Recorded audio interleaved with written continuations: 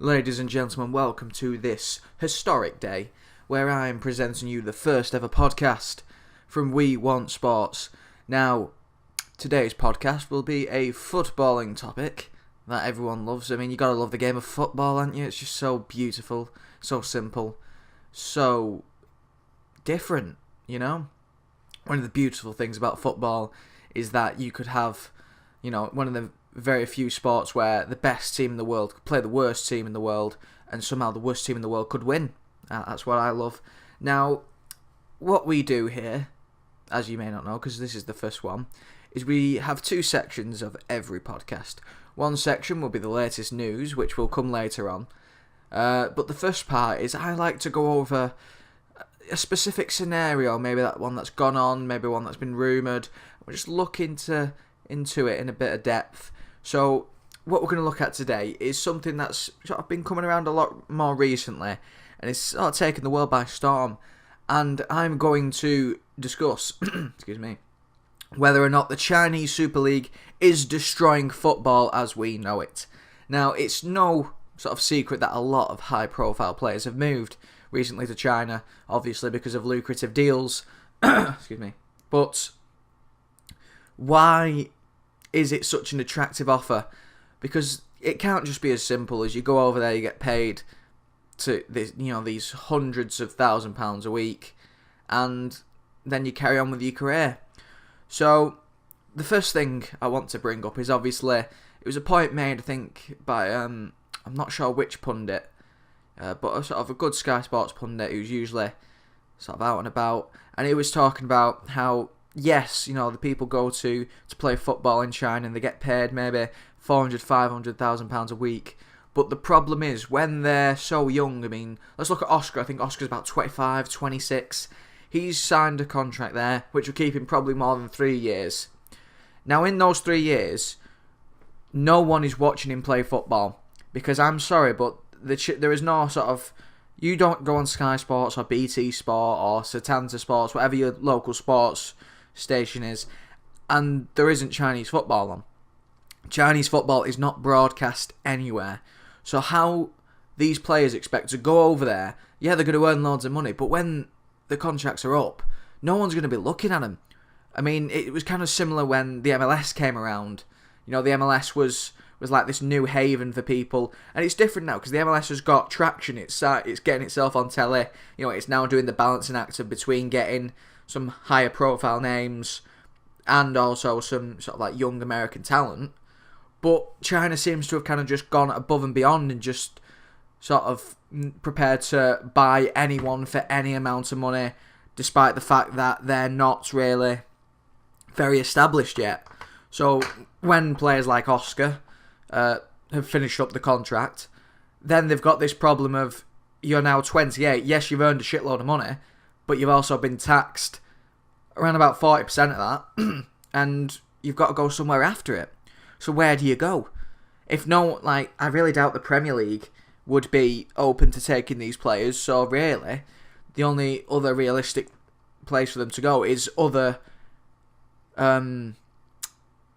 non-high profile leagues, but will pay you a lot of money, maybe like the MLS, is it like the Indian Futsal League? So you're kind of limiting yourself to options. I mean, maybe if you are sort of like, 30, 31, 32, and you've signed a 3-year contract, then you're kind of admitting to yourself, this is it, after this I'm done. But it's so many players have gone there, and I can't imagine that the standard of football is so high where scouts are going sort of from Premier Leagues, La Liga, Bundesliga clubs are going, right, we'll send you over to China to watch the football, because basically what you're watching is about 20 or 30 high profile players playing against defences and keepers who are all Chinese. Because I've sort of had a look at who has moved, and I'm scared to say I have not seen one defender or goalkeeper. So these Chinese leagues are thinking, right, well, obviously we'll bulk our strikers and sort of wingers, maybe midfielders, and look to score goals, but then we'll just stick all our home nation in defence and in net and just sort of be in some high scoring games, it looks like. Because ideally, what every league needs to do, and this is something that I think the Premier League has struggled with in recent years, but sort of the leagues like the Liga and Bundesliga again are doing very well, and it's you've got to grow your home nation's talent. Now, China sort of came out and said by 2050 they want to win the World Cup, and sillier things have happened, So when we look at it, they have also brought over some high-profile players, and they've also brought over some high-profile coaches. Now, what they're sort of hoping is that by playing with these high-profile players and coaches, that the home natives of China will sort of increase their standards and hopefully get an international squad that's sort of quite up there in the rankings. But the problem you've got is when you're playing these foreign players so much, and they're excuse me, they're sort of expected to do to compete with these high-profile international players. It's not going to be good for the confidence, and it's not really going to be the best for their development. Because again, if you're a defender in that Chinese league, there are not a lot of defenders out there that you can learn off. You've got to learn with a select amount of players on every team, and these players, they're all attacking-based players. So then the Chinese attacking-based players are getting brilliant sort of development, but your defensive and goalkeeping, they haven't really got a role model there. So what I've done is I've gone sort of on the internet, as every normal person does nowadays, and I've got a list of every single high-profile moving player to the Chinese league, and so I'm just gonna rack them off one by one. Okay, so obviously you've got your lower ones, like you've got Obafemi Martins, you've got Jackson Martinez, you've got Lavezzi, Gervinho, Graziano Pelle, who's not really a high profile, he was in the Premier League, but Papis Demba Cisse,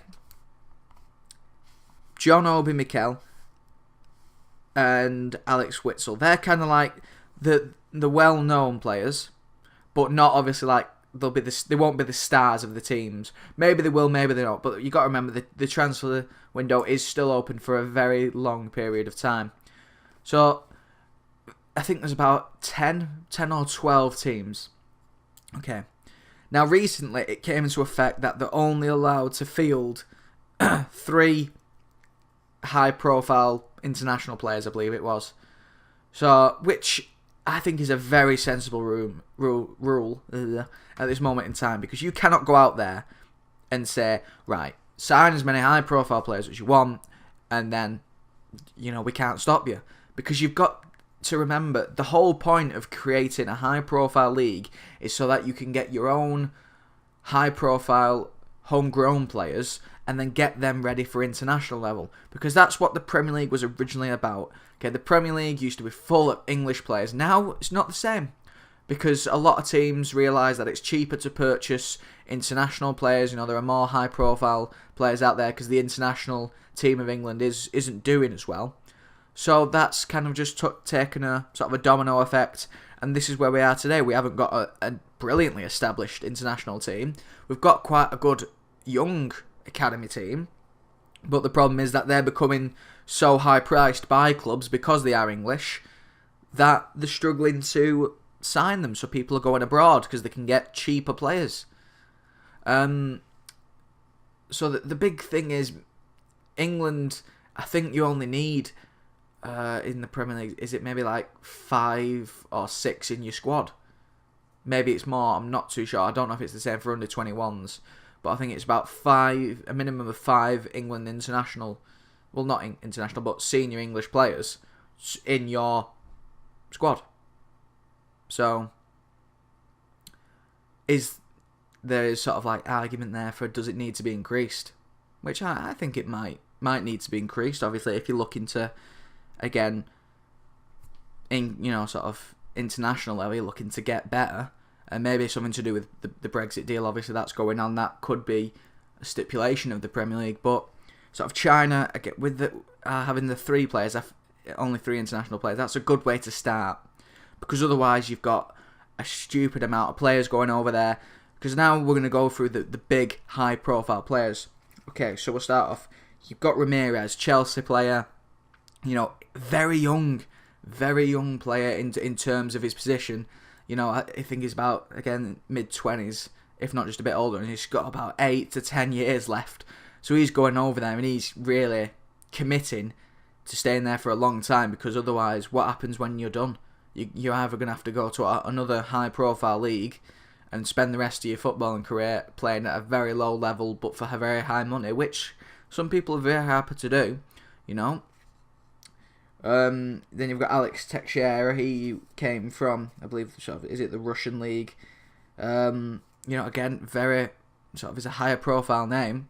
At one point in football, he was sort of talked about moving to the Premier League, and again, just chose money, I suppose, over level of football. Oscar.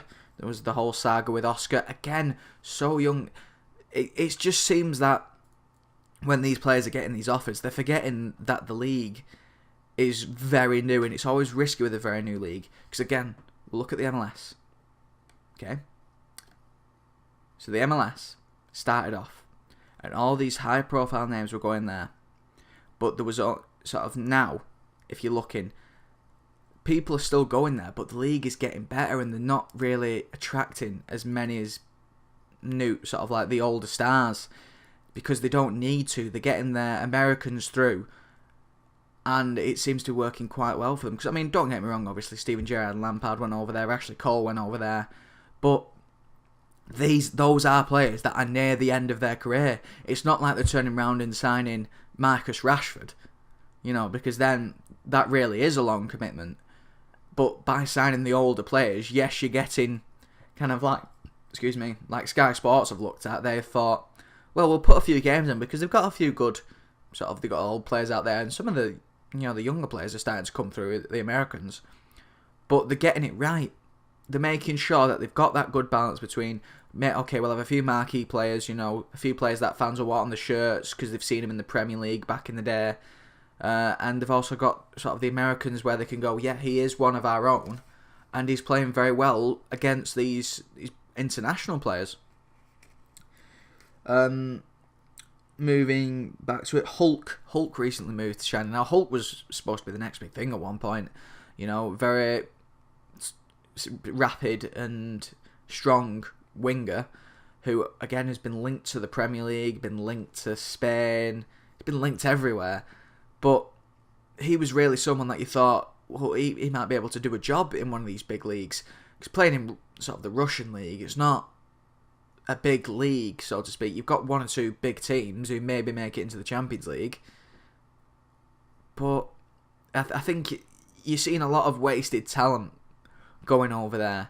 Because they're, obviously, if we look at it from our point of view, okay, from a working person's point of view, if you're at a job that pays £40,000 a year and you get offered a job for £60,000 a year from a rival company, you take the £60,000 a year, because your company is not just going to offer you £60,000 a year just because some other company will. It's not going to work like that. Not always.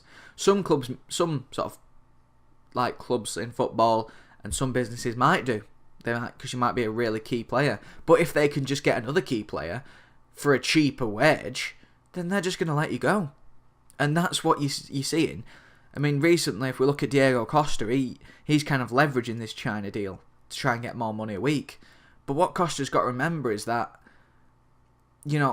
people can be bought with what you would get being sold and your wages, and you're not causing unrest in the squad. Because let's face it, if you're at Chelsea and you see Diego Costa is the highest paid player, Hazard,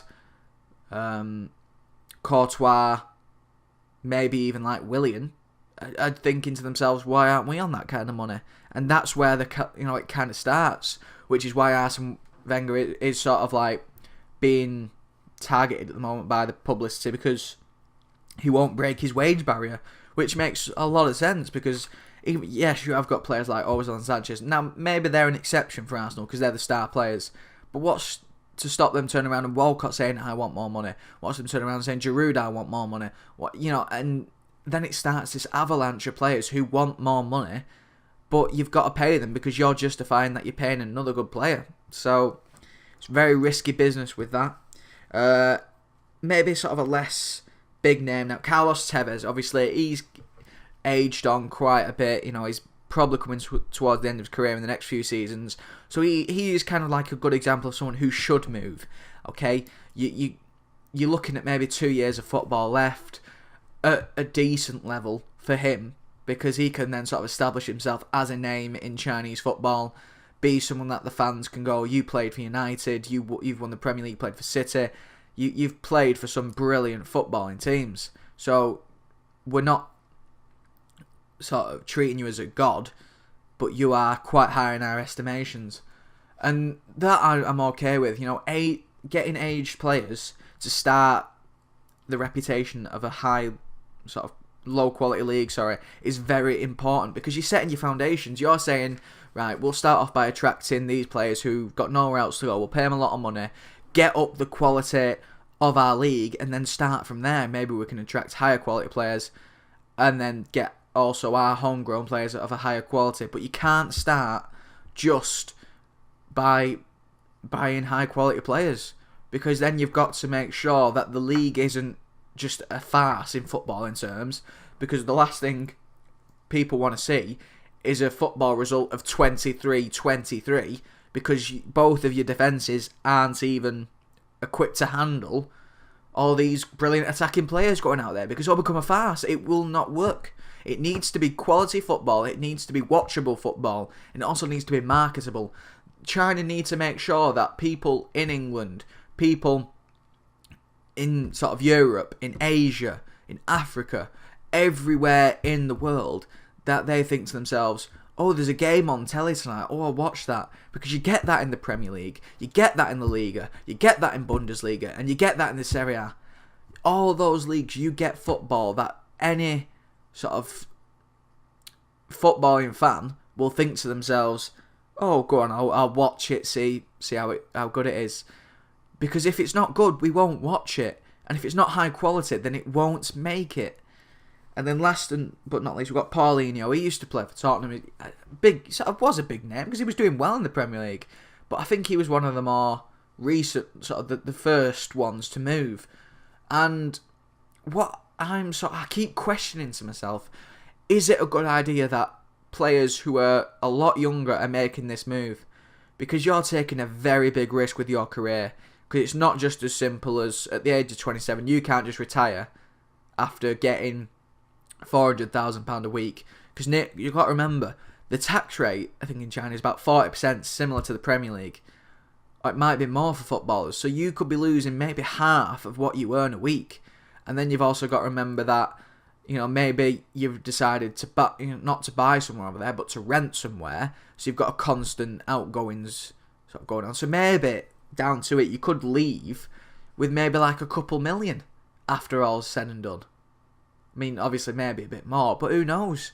I don't know how much, obviously, high quality accommodation is out there, because let's face it, these people aren't going to be living in a 1-bedroom apartment, are they? They're going to be living in like 5-bedroom mansions, because they think they're footballing gods. But what happens when the money dries up? Then they're in the position of being 28, 29 and having to take maybe another high-profile offer from somewhere like the Indian Futsal League, or maybe Abu Dhabi decides to really push their league. Australian football might try and kick it again. Jesus, that was a bad attempt at it. Because I mean, look at it. That's what could happen. The Australian League, the A-League, was supposed to be a very good up-and-comer. I mean, sure, they had the likes of Heskey, but they also had a few other higher profile names, and it didn't make it because everyone didn't commit to it. And that could be the problem with China. What happens next season if all these players who have moved decide, well, the quality of football isn't good enough for me, I want to leave? Those Chinese clubs aren't just going to go, well, yeah, sure, we'll sell you back on the cheap, because who's going to want to go? Who's going to want to have you? I mean, you've not been playing football in the eye of the public for so long. Your quality of football could have come down because you're not getting as adequate training. So it's a big risk from a lot of footballers, and I agree with the older footballers who, only have a couple of seasons left. Yeah, sure, we'll take the risk, because at the end of the day, this is probably our last kick of the ball, But what also I found sort of very interesting is not only the Chinese clubs getting sort of players, they're also getting quite a few high-profile coaches and managers. So we'll go through them. Luis Felipe Scolari, a very big name in the game. He's been a bit of everywhere. So, to start off with, you've got a fantastic manager. Now, what you have to do is you then have to commit to having all of his coaching staff, which is more money. You've got to commit to letting him not only get through to the high-profile players, but he's also got... If, in terms of... So let's put it in again in English terms. It is like, for Luis Felipe Scolari, going managing League 2... who's in League 2? League 2 Doncaster. But them having players like Ronaldinho. He's a bigger name. So he's not only got to appeal to coaching his style. I picked a really bad person, didn't I? Ramirez. I meant to say Ramirez. I went with Ronaldinho. I don't know. Let's say you got Ramirez, okay? So you got Ramirez at League 2 Doncaster. So not only have you got to try and match the coaching style of Ramirez and keep him as high quality as you can, but you've also got to try and develop these homegrown players who are younger, who aren't really used to this kind of coaching, and get through to them. That's going to be very challenging. Okay, another coaches, you've got Manuel Pellegrini, again, City manager, won the league in the Premier League, good start. Gus Poyet, a bit lower down. Andre Villas-Boas, again, Premier League manager. Felix McGrath, Premier League manager. And Fabio Cannavaro. Okay? Those are all the coaches at the moment. Okay? Now, they might decide to acquire a few more, but those are some high-profile names. So maybe they're kind of working towards a good goal. I do think that they've got to also match sort of with the number of Chinese coaches, because it's no good again bringing over all these coaches and then what happens to the Chinese coaches? They've got to get through to not only the home talent players, but they've also got to get through to the sort of newer players. So, what becomes of it now, I suppose? These next few years are going to be very crucial to Chinese football. They've got to make sure that they don't overstep the reach. They've got to make sure that the quality of coaching is beneficial to everyone.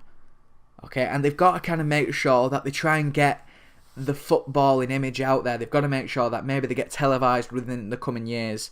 Because to people like Sky Sports and BT Sport, they're kind of, with having the few marquee players there, maybe they say, right, we'll put a couple games on to trial how people react to this. Now, people could react in a very strong way, thinking, well, they've got a couple of good players over there, we'll see how it goes, might be good. Or they could go the way of, well, it's stupid, we're not going to watch this league because we've got the Premier League football, we've got the international football, so who wants to see it? So they are in a very risky position at the moment. But I'm interested to see how it unfolds. So we've covered that now, okay? Because I could drone on a bit more, but I don't want it to be like I'm just going into it over in detail. I mean, if you want to find out more about it, you can look at BBC Sports. They've got quite a few good transfers on it. You could just, what I did is sort of just Google the teams, look at the coaching staff they have there, and it's quite interesting really to see, a lot of people are interested about going there. But for now, we'll put a pin in it. What I want to do now is want to look at the transfer news, so that's been going on around football. And obviously we've got to start with only one person, is Dimitri Payet. Now, Dimitri Payet is a silly boy, and I hope that if it was up to me, I'd leave him in the reserves. I'd let him rot in the reserves, because he's turned around in one season. At one point, he turned around and said he was loving life at West Ham. Everything was good. They were doing well in the league. And the next thing you know, because they're not doing the same again, he's suddenly homesick and wants to move. No, it's the funny thing is he said, "Oh, it's because my family aren't settled in." You're living in West Ham. It's probably quicker. You could literally let them go to Marseille. The season's nearly over, and then go see them when the season's over. You know, it's not too difficult. As soon as you write your name on a contract, you are committing to that club, and this is something you don't see anymore. But if you sign a 3-year contract, you're committing 3 years of your footballing career to that club, unless they decide to move you on. But it's not your decision as when you want to move. It is the club's decision on when they want you to move, when they think that the money is good for you to be received, and maybe they can get a good player in return. West Ham have no sort of force behind them saying that yes, you've got to sell him, because you don't. They don't need the money. They've got a good player there. But silly Billy, Dimitri Payet is saying, "Well, I'm not going to play for the club until you send me." He's having a strop. He is a grown man having a strop like a 6-year-old because for some reason now his family aren't happy in London, and it is just stupid. You seriously, you cannot write this. What happens if I was working and I went to my boss? "Well, I don't like this company anymore. I want you to release me out my contract. Like, I want to resign." Well, you've got to wait. Well, you have to wait a month, maybe more if you've been there longer. What am I going to do? Throw a paddy and just refuse to work? Well, yeah, I'd be sacked, and then I wouldn't be given any money to leave with. It's just, you cannot write it. It's the football, for some reason, at the moment, is having these grown men act like 6-year-olds, and it's not fun for anyone, because you've now isolated yourself from the fans, who have made up a nice little song about you, which I love. I think it's brilliant. And you've turned your back on them. So what happens now if Marseille don't come and get you? You're going to sit with the under-23s and not play, because you will get fined wages on the grounds of you are refusing to play. So you could just literally be sitting there earning nothing, because there's nothing stopping West Ham. If you are refusing to play, you are in breach of your contract. So they'll happily fine you wages. Very simple. So it was Marseille have came in, I think, with 3 bids now. Oh, sorry, they came in with 2 bids, said they weren't going to make another bid, and then made a 3rd bid. I don't know how that works, but I don't think West Ham are very interested, because they think they've put a £30 million price tag on him. So Marseille came in with 19. Marseille came in with 20. And now Marseille are probably coming in with somewhere around 21, maybe 22. But you've got to remember, West Ham are in no inclination to sell him. He's got 5 years to play for them. Okay, he committed his future. So West Ham are the kind of club that could happily just let him rot in the reserves. Can't stop him. I mean, Payet, yes, could buy out his contract, but I heavily doubt he's going to pay that much money, because let me tell you, it would cost a lot. We're not talking maybe like a 5 or 10 mil. It could cost a lot of money. So we've still got time for that one to develop, though. We've got another about 7 days to work with, 8 days maybe. So I'm interested to see how this one ends. Will West Ham sell him? I think maybe Marseille might they might panic themselves and put in the 30 million, or very close, like 29, 28, and West Ham could go, right, fair enough, you've given us a lot of money, have him. But West Ham, remember, I don't think they'll sell until they know they can get a replacement in. Now, thinking to myself, a good replacement for them might be someone like Gylfi Sigurdsson, similar sort of position, a good player, but they'll need someone like that. They'll need a new Payet, because, I mean, yes, they're playing well without him, but you can't really afford not to have a player like Payet if you're trying to make that top half of the table. Okay? The next bit of transfer news we've got is Seydou Berahino. He's finally gone. He's finally thought to himself, I can't. The West Ham transfer saga is over. And Stoke have got him at a reasonably good price, about 10 million. Maybe more if he performs well and Stoke performs well. Because, I think it was last season that we were talking about 30 million to the likes of Tottenham. So, again, football is this weird thing where in the space of a year, a player has gone from being on goal-scoring form to being offered £30 million deals at Tottenham to being not playing in the league. West Brom are doing well. and you're stuck. Oh, hold on, just a second. So I think it is quite a weird one, obviously.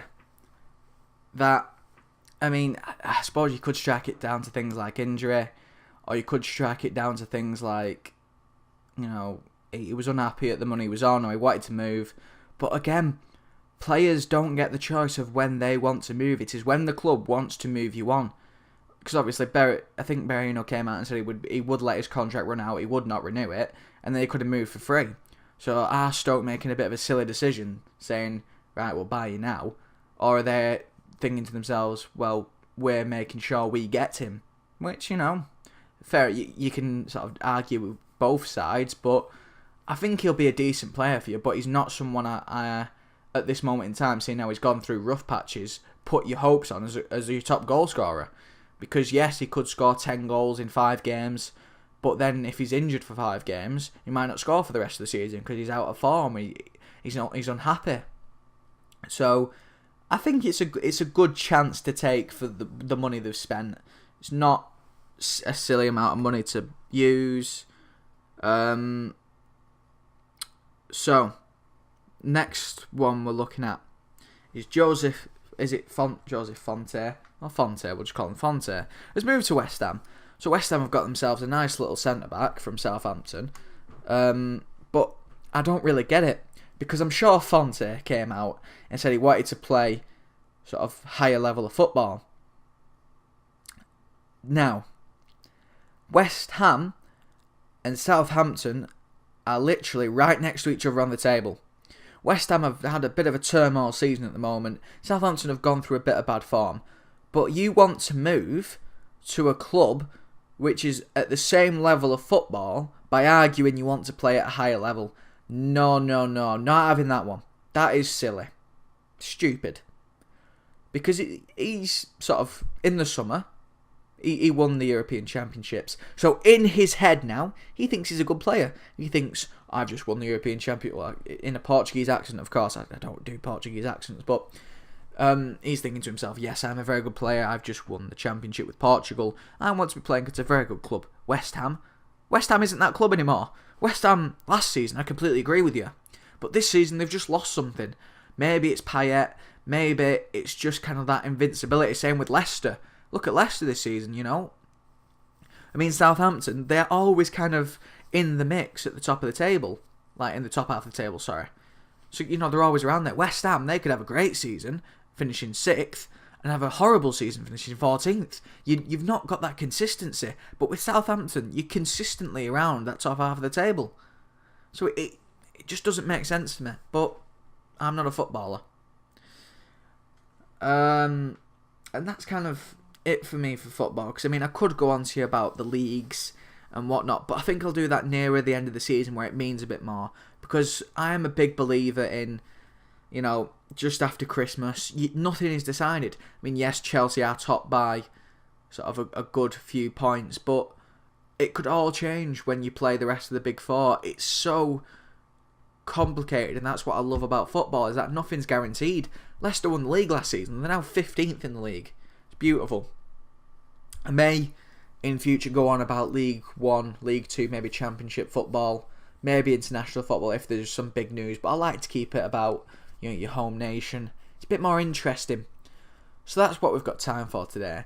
Now, next week's footballing podcast, I will be going over what I like to call the Payet problem. We've covered it a bit today, but I want to go into depth a bit more. Look at, obviously, what's going on in his head. And, you know, do we let players have too much of playing a part in the decision of moving on to other clubs? But I hope sort of we've got sort of laid the groundwork down, really, because I've quite enjoyed it. It's a good thing to talk about. Even if no one listens, I'll listen to it myself, because, you know, it's very important in sports like football to listen to the opinions of others, because you don't just have one set of people who decide everything. You know, it's very interesting to see how opinions form and how rumours form. That's what I find the most interesting, really. But no, thank you for listening. And like I said, I hope to get out the fighting podcast probably by Thursday. So, I mean, if you are a fight fan as well, obviously you can listen to that one. If you're not, then that's the whole point. I split them up rather than doing one massive podcast full of different sports. You can pick the podcasts you want to listen to. You could listen to all three, could listen to one. It doesn't matter that way. So thank you for listening, and let's just hope there's a bit more footballing news for me to cover next week, which I promise there will be. There'll be more. And goodbye.